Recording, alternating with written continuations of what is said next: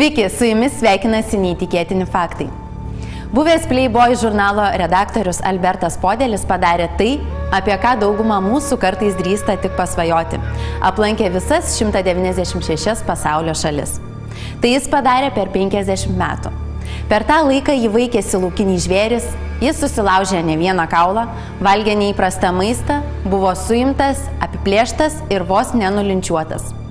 Tačiau jis išgyveno ir apie savo nuotykius parašė knygą pavadinimu Around the World in 50 Years – Adventure to Every Country on Earth. Šiuo metu pasaulyje oficialiai valstybėmis pripažįstamos 196 šalys. 193 jungtinių tautų narės, plus Taivanas, Kosovas ir Vatikanas, kurios nėra jungtinių tautų narės dėl skirtingų priežasčių.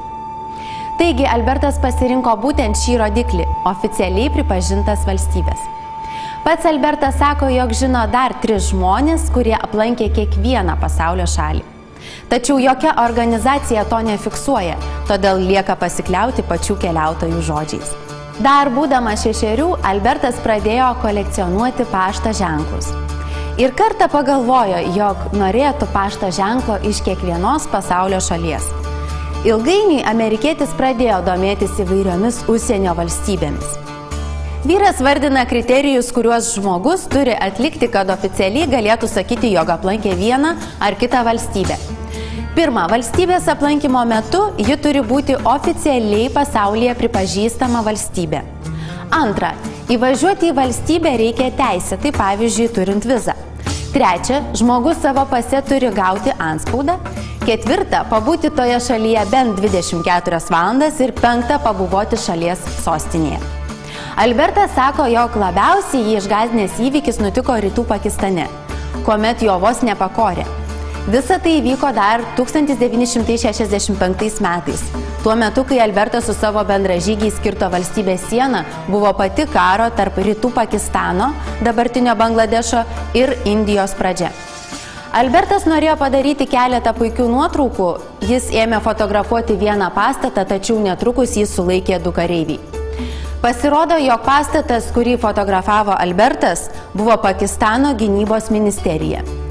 Jį atvedė į kambarį, kuriame buvo 40 ministerijos darbuotojų ir visi ėmė šaukti: "Indų šnipas, pakarkim jį."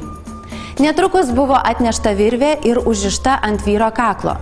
Albertas manė, jog jam jau atėjo galas. Laimiai, viskas baigėsi gerai.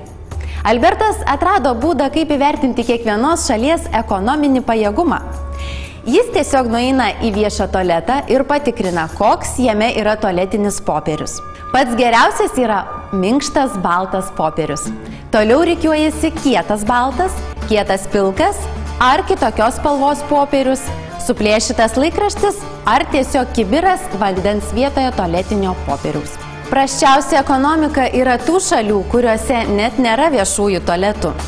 Vyras pasakoja, kad jis išdrįso paragauti beveik viską, ką jam pasiūlė. Nuo beždžionės smegenų, seno kupranugario mėsos iki gyvos pelės.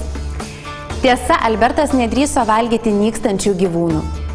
Amerikietis sako, jog šiais laikais būtų sunku pakartoti jo žygį, taip yra dėl įvairiose šalyse vykstančių neramumų, pavyzdžiui, Irake, Sirijoje ar Jemene. Alberto akimis gražiausia pasaulyje šalis yra jo gimtinė – JAV.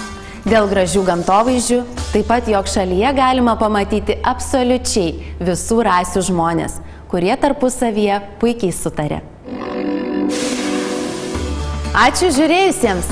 Visus laidos neįtikėtini faktai reportažus galite rasti internetinėje televizijoje Be Tabu TV. Taip pat kviečiame mus sekti Facebook puslapyje.